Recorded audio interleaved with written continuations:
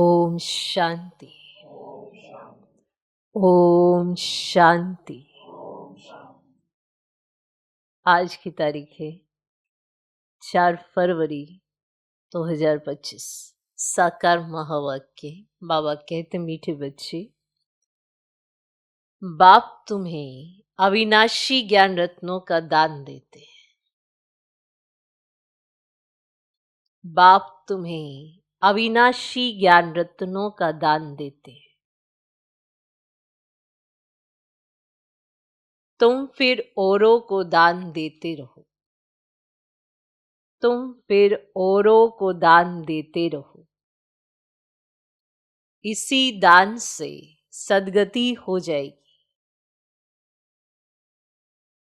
इसी दान से सद्गति हो जाएगी। बाबा कहते, मीठे बच्चे, बाप तुम्हें अविनाशी ज्ञान रत्नों का दान देते हैं। तुम फिर औरों को दान देते रहो। इसी दान से सद्गति हो जाएगी। बाबा ने हमें दिया, आप औरों को देते रहो। इसी ज्ञान से सद्गति हो जाएगी। आज का प्रश्न, कौन सा नया रास्ता तुम बच्चों के सिवाय कोई भी नहीं जानता है? कौन सा नया रास्ता तुम बच्चों के सिवाय कोई भी नहीं जानता है? उत्तर, घर का रास्ता व स्वर्ग जाने का रास्ता अभी बाप द्वारा तुम्हें मिला है। घर का रास्ता व स्वर्ग जाने का रास्ता अभी बाप द्वारा तुम्हें मिला है। तुम जानते हो, शांति धाम हम आत्माओं का घर है। तुम जानते हो, शांति धाम हम आत्माओं का घर है। स्वर्ग अलग है, शांति धाम अलग है। स्वर्ग अलग है, शांति धाम अलग है। ये नया रास्ता तुम्हारे सिवाय कोई भी नहीं जानता।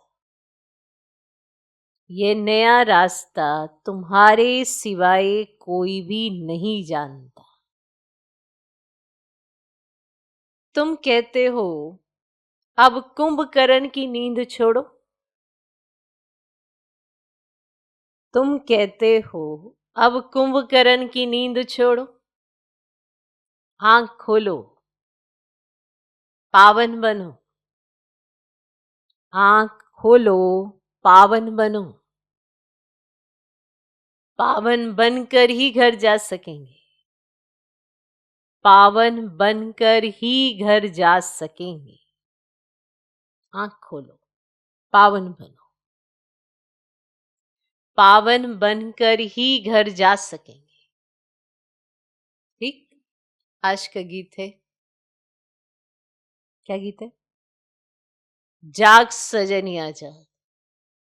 आंख खोलो, जागो। जाग सजनिया जाग। ओम शांति। भगवान उवाच। तो ये तो बाप ने समझाया है कि मनुष्य को, देवताओं को भगवान नहीं कहा जाता, क्योंकि इनका साकारी रूप है। मनुष्य का, देवताओं का साकारी रूप है। बाकी परम पिता परमात्मा का ना आकारी ना साकारी रूप है, इसीलिए उनको शिव परमात्मा नमः कहा जाता है। ज्ञान का सागर वे एक ही है। कोई मनुष्य में ज्ञान हो नहीं सकता। किसका ज्ञान? रचता और रचना के आदि मध्य अंत का ज्ञान अथवा आत्मा और परमात्मा का यह ज्ञान कोई में नहीं है। तो बाप आकर जगाते हैं, हे सजनिया, हे भक्तियां, जागो, जागो। क्या करो? जागो। सभी मेल और फीमेल भक्तियां हैं, भगवान को याद करते हैं, सभी ब्राइड्स याद करती हैं एक ब्राइड ग्रूम को। अभी आशिक आत्माएं परम पिता परमात्मा माशूक को याद करती है। सभी सीताएं हैं। राम एक परम पिता परमात्मा है। राम अक्षर क्यों कहते हैं? रावण राज्य है ना, राम अक्षर क्यों कहते? रावण राज्य है ना, तो उसकी भेंट में राम राज्य कहा जाता है। राम है बाप, जिसको ईश्वर भी कहते हैं, भगवान भी कहते हैं। असली नाम उनका है शिव। तो अब कहते हैं जागो, जागो। अब नवयुग आता है, पुराना खत्म हो रहा है। इस महाभारत लड़ाई के बाद सतयुग स्थापन होता है और इन लक्ष्मी नारायण का राज्य होगा। पुराना कलयुग खत्म हो रहा है, इसीलिए बाप कहते हैं बच्चे कुंभकर्ण की नींद छोड़ो, बच्चे कुंभकर्ण की नींद छोड़ो, अब आंख खोलो। नई दुनिया आती है, नई दुनिया को स्वर्ग सतयुग कहा जाता है। यह है नया रास्ता। ये घर व स्वर्ग में जाने का रास्ता कोई भी जानते नहीं है। स्वर्ग अलग है, शांति धाम जहां आत्माएं रहती हैं वह अलग है। अब बाप कहते हैं जागो। क्या कहते?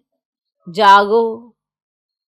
तो अब बाप कहते जागो, तुम रावण राज्य में पतित हो गए हो। इस समय एक भी पवित्र आत्मा नहीं हो सकती।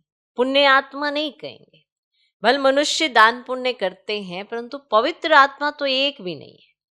यहाँ कलयुग में है पतित आत्माएं और सतयुग में है पावन आत्माएं। इसीलिए कहते हैं हे शिव बाबा, आकर हमको पावन आत्मा बनाओ। ये पवित्रता की बात है। इस समय बाप आकर तुम बच्चों को अविनाशी ज्ञान रत्नों का दान देते हैं। कहते तुम भी औरों को दान देते रहो तो 5 विकारों का ग्रहण छूट जाए। तुम भी ये दान दो ज्ञान रत्न, तो तुम पर जो 5 विकारों का ग्रहण है वो छूट जाए। 5 विकारों का दान दो तो दुख का ग्रहण छूट जाए। पवित्र बन सुखधाम में चले जाएंगे। 5 विकारों में नंबर 1 है काम, उसको छोड़ पवित्र बनो। खुद भी कहते हैं हे पतित पावन, हमको पावन बनाओ। पतित विकारी को कहा जाता है। यह सुख और दुख का खेल भारत के लिए ही है। बाप भारत में ही आकर साधारण तन में प्रवेश करते हैं, फिर इनकी भी बायोग्राफी बैठ सुनाते हैं। ये है सब ब्राह्मण ब्राह्मणियां, प्रजापिता ब्रह्मा की औलाद। तुम सबको पवित्र बनने की युक्ति बताते हो। ब्रह्मा कुमार और कुमारियां तुम विकार में जा नहीं सकते हो। तुम ब्राह्मणों का ये एक ही जन्म है। देवता वर्ण में तुम 20 जन्म लेते हो। वैश्य शूद्र वर्ण में 63 जन्म। क्लियर? देवता वर्ण में 20 जन्म लेते हो, वैश्य शूद्र वर्ण में 63 जन्म, ब्राह्मण वर्ण में यह एक अंतिम जन्म है जिसमें ही पवित्र बनना है। बाप कहते पवित्र बनो। बाप की याद अथवा योग बल से विक्रम भस्म होंगे। एक जन्म पवित्र बनना है। सतयुग में तो कोई पतित होता ही नहीं। अभी ये अंतिम जन्म पावन बनेंगे तो 21 जन्म पावन रहेंगे। पावन थे, अब पतित बने हो। पतित हैं तब तो बुलाते हैं। पतित किसने बनाया है? रावण की आसुरी मत ने। पतित किसने बनाया? कह देंगे रावण ने, पर रावण है क्या चीज? रावण क्या है? रावण कोई मनुष्य है? ये रावण 5 विकार हैं जिनकी मत पर हम चल पड़ते हैं। तो रावण की आसुरी मत से हम पतित बने। सिवाय मेरे तुम बच्चों को रावण राज्य से, दुख से कोई भी लिबरेट कर नहीं सकते। सभी काम चिता पर बैठ भस्म और पड़े। मुझे आकर ज्ञान चिता पर बिठाना पड़ता है, ज्ञान जल डालना पड़ता है, सबकी सदगति करनी पड़े। जो अच्छी रीति पढ़ाई पढ़ते हैं उनकी ही सदगति होती है, बाकी सब चले जाते हैं शांति धाम में। सतयुग में सिर्फ देवी देवताएं हैं, उनको ही सदगति मिली हुई है, बाकी सबको गति अथवा मुक्ति मिलती है। 5000 वर्ष पहले इन देवी देवताओं का राज्य था, लाखों वर्ष की बात है नहीं। अब बाप कहते हैं मीठे मीठे बच्चों, मुझ बाप को याद करो।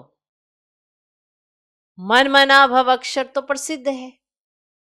भगवान उवाच, कोई भी देहधारी को भगवान नहीं कहा जाता। आत्माएं तो एक शरीर छोड़ दूसरा लेती हैं, कभी स्त्री कभी पुरुष बनती है। आत्मा कभी स्त्री का चोला कभी पुरुष का चोला, इसे आत्मा शरीर बदली करती है। समझ आ रहा? भगवान कभी भी जन्म मरण के खेल में नहीं आता। यह ड्रामा अनुसार नूंद है। एक जन्म ना मिले दूसरे से, फिर तुम्हारा यह जन्म रिपीट होगा तो यही एक्ट, यही फीचर्स फिर लेंगे। ये ड्रामा अनादि बना बनाया है, ये बदल नहीं सकता। श्री कृष्ण को जो शरीर सतयुग में था वह फिर वहां ही मिलेगा। वे आत्मा तो अभी यहां है, तुम अभी जानते हो हम सो बनेंगे। ये लक्ष्मी नारायण के फीचर्स एक्यूरेट नहीं है, बनेंगे फिर भी वही।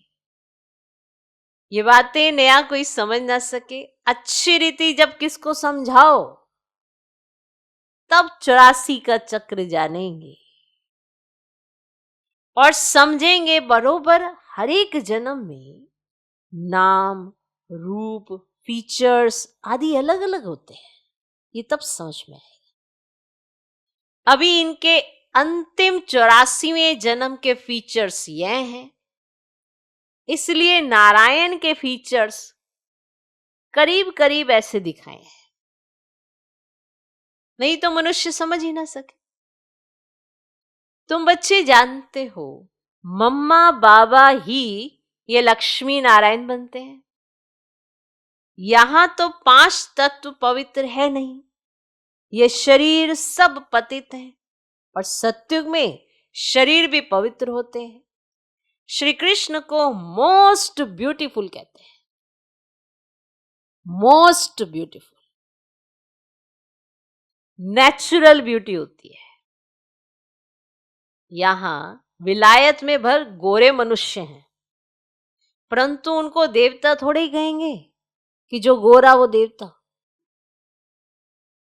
देवता थोड़े ही कहेंगे, देवता दैवी गुणों से संपन्न। दैवी गुण तो नहीं है ना, क्लियर? बाबा कहते यहां विलायत में भर गोरे मनुष्य हैं, परंतु उनको देवता थोड़े ही कहेंगे, दैवी गुण तो नहीं है ना। तो बाप कितना अच्छी रीति बैठ समझाते हैं। माना भल शरीर गोरा है पर दैवी गुण तो नहीं है, तो देवता नहीं है। कितना अच्छी रीति बैठ कर समझाते। यह है ऊंच से ऊंच पढ़ाई, जिससे तुम्हारी कितनी ऊंच कमाई होती है। अनगिनत हीरे जवाहरात धन होता है। वहां तो हीरे जवाहरातों के महल थे, अभी वे सब गुम हो गए, सब गुम हो गए। तो तुम कितने धनवान बनते हो? अपरम अपार कमाई है 21 जन्मों के लिए। इसमें बहुत मेहनत चाहिए। क्या चाहिए? मेहनत चाहिए। देही अभिमानी बनना है। हम आत्मा है, ये पुराना शरीर छोड़ अब वापस अपने घर जाना है। बाप अभी लेने लिए आए हैं। कब आए हैं? अभी लेने लिए आए हैं।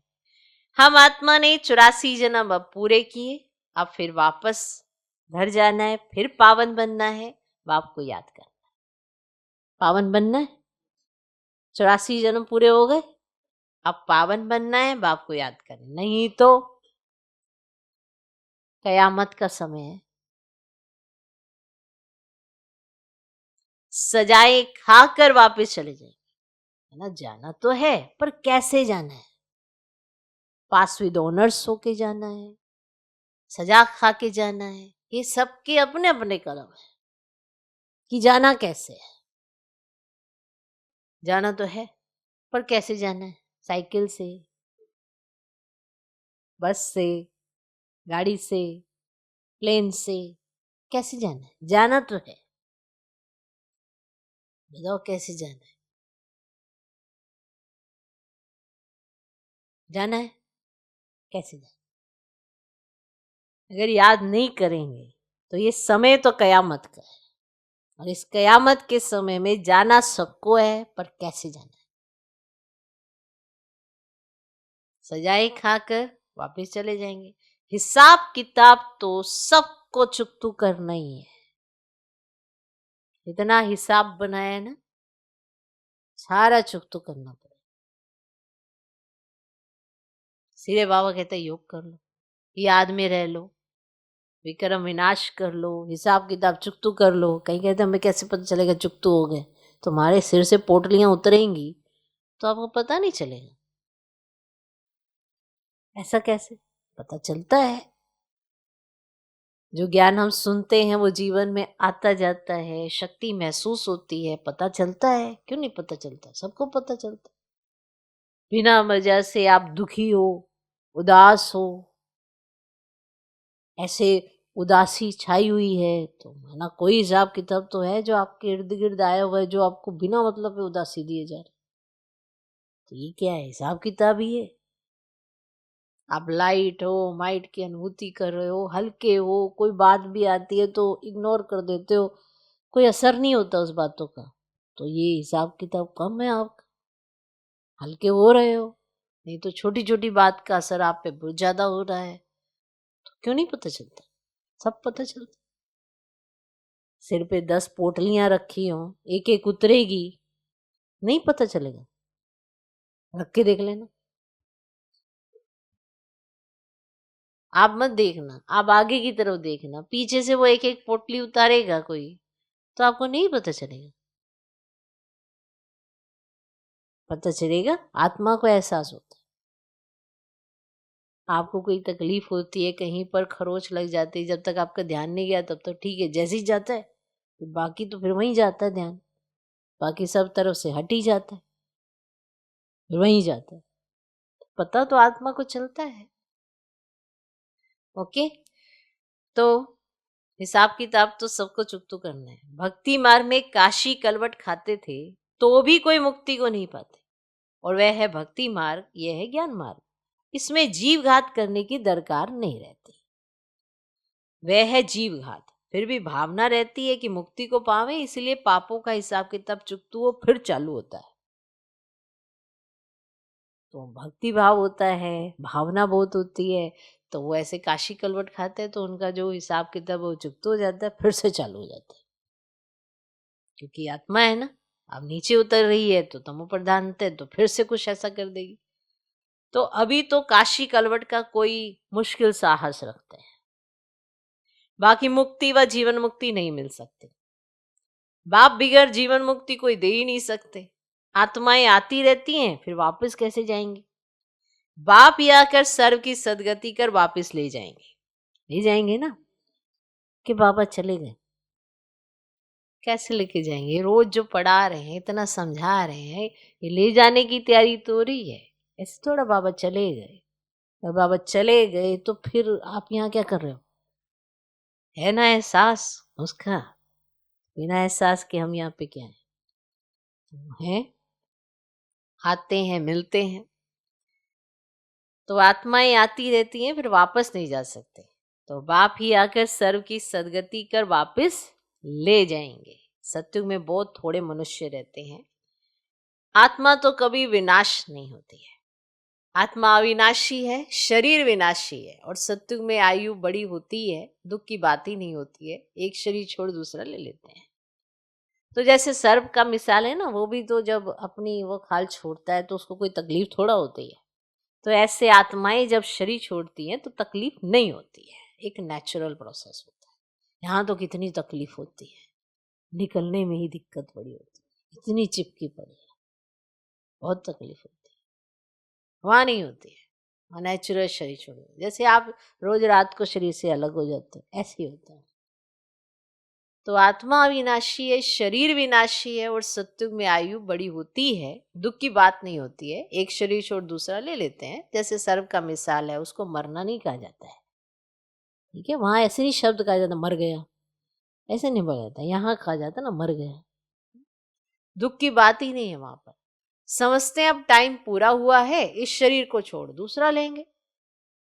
पूरा टाइम पीरियड माना अपना बिता के फिर एक नया शरीर लेते हैं तो वो खुशी की बात होती है। यहाँ पे भी ऐसे जैसे कोई अपना पूरा एकदम 100 साल बिता दे और फिर वो जाए, उसको कहते हैं ना कि फिर उसके ऊपर ना गुब्बारे गुब्बारे लगा देते हैं, माना रस्म तो चली आ रही है, लेकिन अपना टाइम पीरियड पूरा करके गए तो इस शरीर को छोड़ दूसरा लेंगे। तो तुम बच्चों को इस शरीर से डिटैच होने का अभ्यास यहाँ ही डालना है, संगम पर डालना पड़ता है। हम आत्मा है, अब हमको घर जाना है, फिर नई दुनिया में आएंगे, नई खाल लेंगे, ये अभ्यास करो। तुम जानते हो आत्मा 84 शरीर लेती है, और मनुष्यों ने फिर 84 लाख कह दिया है। बाप के लिए तो फिर अनगिनत ठिक्कर भीतर में कह देते हैं। उसको कहा जाता है धर्म की गलानी। माना जो हमारा सब कुछ है, जो इतना ऊंचा है, उसको हमने क्या क्या कह दिया। तो ये धर्म की गलानी है। मनुष्य स्वच्छ बुद्धि से बिल्कुल तुच्छ बन जाते हैं। अब बाप तुमको स्वच्छ बुद्धि बनाते हैं। स्वच्छ बनते हो याद से, सिर्फ सुन लेने से हम स्वच्छ नहीं बन जाएंगे, हम याद से बनेंगे, और उनकी याद आएगी तो उन्होंने जो कहा है वो हमने जीवन में लाएंगे, तो ये तो स्वच्छ बनेंगे।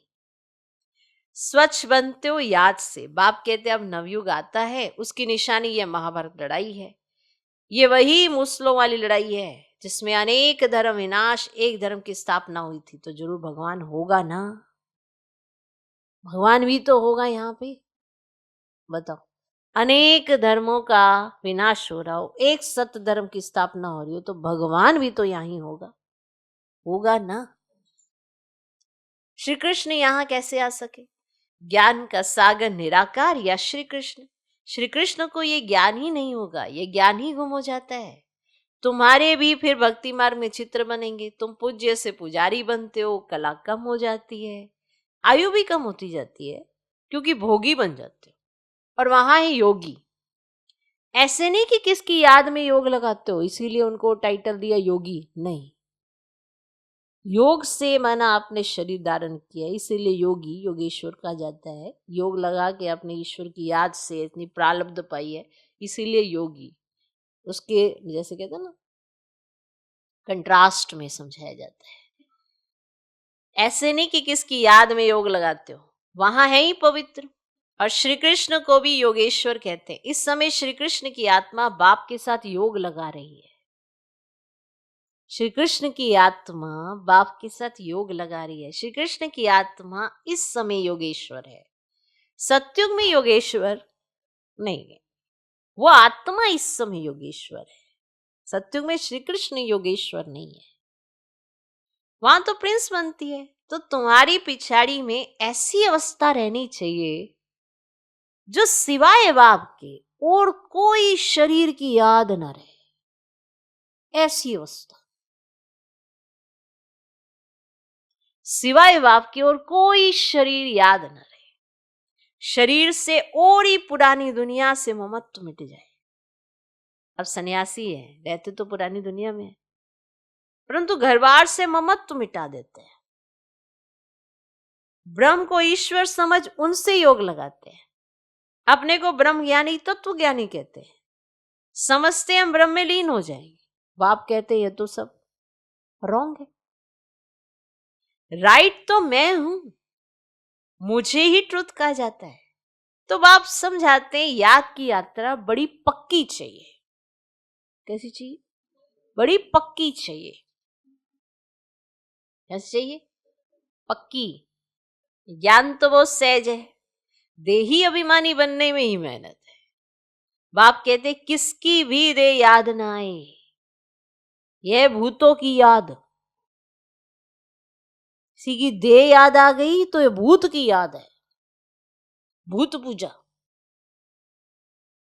किसी की भी देह याद ना है, मैं तो अशरीरी हूं, तुमको याद करना है मुझे, मेरे पास तो शरीर ही नहीं है ना। ले? अगर शरीर के साथ किसी को याद करते हो तो वो भूत पूजा है, भूत याद है, भूत की याद। और बाप कहते किसकी भी देह याद ना आए, और मेरे पास तो शरीर ही नहीं है, तो फिर मैं तो अशरीरी हूं, तो मुझे याद करो ना बस। इन आंखों से देखते हुए बुद्धि से बाप को याद करो, बाप के डायरेक्शन पर चलो, तो धर्मराज की सजाओं से छूट जाएंगे। पावन बनेंगे तो सजाएं खत्म हो जाएंगी। बड़ी भारी मंजिल है, कोई हम साधारण कार्य नहीं कर रहे हैं, बहुत बड़ा कार्य है ये, बहुत ऊंची मंजिल है। पर इसको इतनी ऊंची समझकर डर मत जाना, क्योंकि भगवान आपके साथ है। बाकी इस मंजिल को ऊंचा जरूर समझना, बड़ी भारी मंजिल है। प्रजा बनना तो बहुत सहज है। अब उसमें भी साहूकार प्रजा, गरीब प्रजा, कौन कौन बन सकते हैं सब समझाते हैं, है ना। हर तरह की एक्टिविटी जैसे जैसे जो चलता है, तो बाबा जान चाहते हैं ये कि साहूकार प्रजा है, गरीब प्रजा है, ये कौन सी प्रजा बनेगा। पिछाड़ी में तुम्हारे बुद्धि का योग रहना चाहिए बाप और घर से। जैसे एक्टर्स का नाटक में पार्ट पूरा होता है तो बुद्धि घर में चली जाती है ना, पार्ट पूरा हो गया, घर की तरफ बुद्धि चली जाती है। तो यह बेहद की बात, वह होती है हद की आमदनी, और यह है तुम्हारी बेहद की आमदनी। अच्छे एक्टर्स की आमदनी भी बहुत होती है ना। बाप भी देख लो, आप अच्छे एक्टर यूं ही हैं, ऐसे ही एक्टर हो, ऐसे ही प्ले कर रहे हो, आपकी एक्टिंग तो बाबा देख ही रहा है, क्या एक्ट कर रहे हो। और अच्छी एक्टिंग करोगे, एक्टिंग वो नहीं नाटक वाली नहीं, है ना, जो बाबा ने आपको एक्ट करने के लिए दिया है, ये जो चोला आपने धारण किया, इसमें तो एक्ट करो अच्छे से अच्छी, अच्छे कर्म करो, तो बाबा देखेगा, तो आपकी भी अच्छी आमदनी होगी, वरना उच्च पद मिलेगा आपको। अच्छे एक्टर्स की आमदनी भी बहुत होती है ना। तो बाप कहते ग्रस्त व्यवहार में रहते बुद्धि योग वहां लगाना है। वे आशिक माशूक होते हैं ना एक दो के, यहाँ तो सब आशिक एक माशूक के, उनको ही सब याद करते हैं। वंडरफुल मुसाफिर है ना, इस समय आए हैं सब दुखों से छुड़ाकर सदगति में ले जाने लिए। उनको कहा जाता है सच्चा सच्चा माशूक। वे एक दो के शरीर पर आशिक होते हैं, विकार की बात नहीं, उसको कहेंगे दे अभिमान का योग, दे अभिमान का योग। वह भूतों की याद हो गई। मनुष्य को याद करना माना पांच भूतों को, प्रकृति को याद करना। बाप कहते हैं प्रकृति को भूल मुझे याद करो। कहते अरे भैया हमको ना उनकी ऐसी स्मृति आती रहती है, याद आती रहती है। तो पांच भूतों को भूलो, प्रकृति को भूलो, मुझे याद करो। माना कि शरीर को याद करना माना भूतों को याद करना। तो बाप कहते प्रकृति को भूल मुझे याद करो। मेहनत है ना, है ना मेहनत। और फिर दैवी गुण भी चाहिए, पता ये भूलना भी है और साथ में फिर दैवी गुण भी चाहिए। कोई से बदला लेना ये भी आसुरी गुण है। जैसे किसी को एहसास कराना होता ना, इसको ये एहसास कराना है, इसको बदला लेना है, ये बदलेपन की भावना रहती है, कुछ ना कुछ करते ही रहते हैं बदलेपन की एक्टिविटी में, इसकी बुराई उसकी बुराई इसी में चलते रहेंगे, बदला लेना बदला लेना।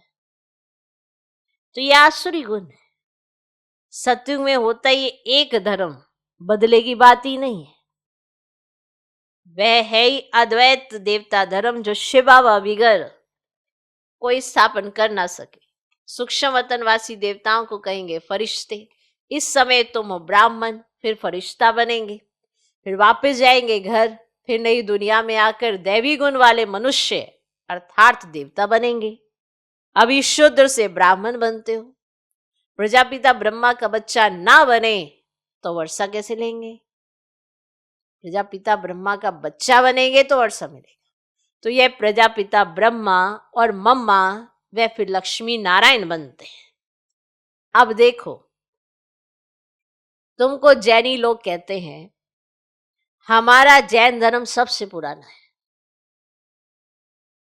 अब वास्तव में महावीर तो आदिदेव ब्रह्मा को ही कहते हैं, है ब्रह्मा ही, परंतु कोई जैन मुनि आया तो उसने महावीर नाम रख दिया।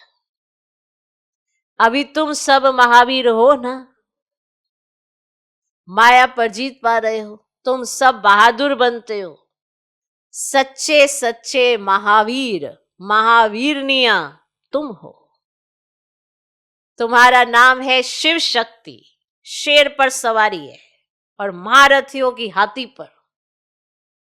फिर भी बाप कहते हैं बड़ी भारी मंजिल है। एक बाप को याद करना है तो भी कर्म विनाश हो और कोई रास्ता नहीं है। योग बल से तुम विश्व पर राज्य करते हो।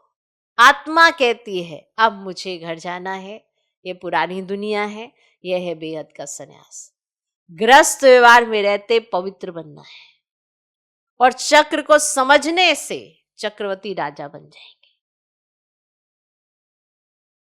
अच्छा, मीठे मीठे सिकिलदे बच्चों प्रति माता पिता बाप दादा का याद प्यार और गुड मॉर्निंग। रूहानी बाप की रूहानी बच्चों को नमस्ते। हम रूहानी बच्चों की भी रूहानी बाप को नमस्ते नमस्ते नमस्ते। Good morning good morning good morning. धारणा के लिए मुख्य सा पहला पॉइंट,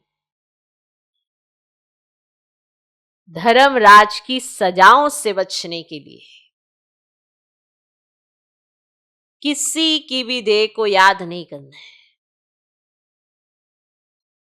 धर्मराज की सजाओं से बचने के लिए किसी की भी देह को याद नहीं करना है। इन आंखों से सब कुछ देखते हुए एक बाप को याद करना है। इन आंखों से सब कुछ देखते हुए एक बाप को याद करना है। अशरीरी बनने का अभ्यास करना है, पावन बनना है।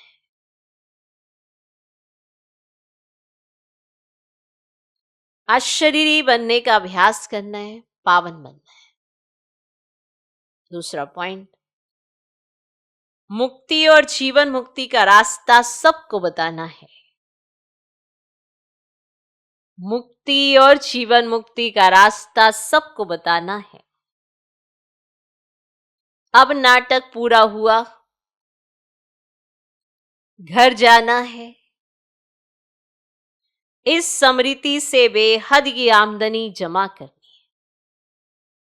अब नाटक पूरा हुआ, घर जाना है। इस समृद्धि से बेहद की आमदनी जमा करनी है। आज का वरदान, 1 सेकंड की बाजी से सारे कल्प की तकदीर बनाने वाले श्रेष्ठ तकदीरवान वह। 1 सेकंड की बाजी से सारे कल्प की तकदीर बनाने वाले श्रेष्ठ तकदीरवान वह। इस संगम के समय को वरदान मिला है, जो चाहे, जैसा चाहे, जितना चाहे उतना भाग्य बना सकते हैं। इस संगम के समय को वरदान मिला है, जो चाहे, जैसा चाहे, जितना चाहे उतना भाग्य बना सकते हैं। क्योंकि भाग्य विधाता बाप ने तकदीर बनाने की चाबी बच्चों के हाथ में दी है। लास्ट वाला भी फास्ट जाकर फर्स्ट आ सकता है। सिर्फ सेवाओं के विस्तार में स्वयं की स्थिति सेकंड में सार स्वरूप बनाने का अभ्यास करो। सेवाओं का विस्तार हो, उसमें अपनी स्थिति सेकंड में सार स्वरूप में बनाने का अभ्यास करो। अभी अभी डायरेक्शन मिले, 1 सेकंड में मास्टर बीज हो जाओ, तो टाइम ना लगे।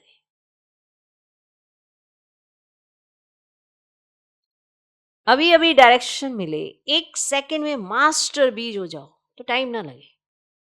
इस 1 सेकंड की बाजी से सारे कल्प की तकदीर बना सकते हैं। आज का स्लोगन, डबल सेवा द्वारा पावरफुल वायुमंडल बनाओ,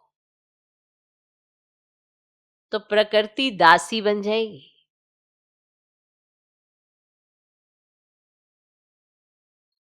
डबल सेवा द्वारा पावरफुल वायुमंडल बनाओ। स्व की सेवा, सर्व की सेवा, स्व की स्थिति, सर्व की स्थिति, याद और सेवा, डबल सेवा, मनसा सेवा, डबल सेवा द्वारा वायुमंडल पावरफुल बनाओ, तो प्रकृति दासी बन जाएगी। हर एक चाहता है ना, हम जो सोचे वैसा हो जाए, हम सोचे वैसा हो जाए, हम चाहे ऐसे तो ऐसे हो जाए, हम चाहे ऐसे तो ऐसे हो जाए। प्रकृति दासी बनानी है तो डबल सेवा से पावरफुल वायुमंडल बनाओ। देखो, प्रकृति आपके साथ है, बस हम ही प्रकृति के साथ नहीं है।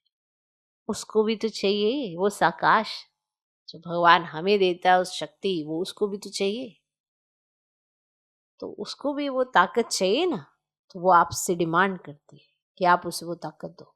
हम अपने संकल्पों में व्यर्थ का, नेगेटिविटी का ऐसा जंजाल बना के रखते हैं कि जो श्रेष्ठ संकल्पों की उत्पत्ति करने की विधि बाबा ने हमें सिखाई है, वो हम वाइब्रेशन में नहीं फैलाते, नेगेटिव होते जाते हैं, व्यर्थ सोचते रहते हैं, तो वायुमंडल पे उसका असर होता है, तो प्रकृति दासी नहीं होती है।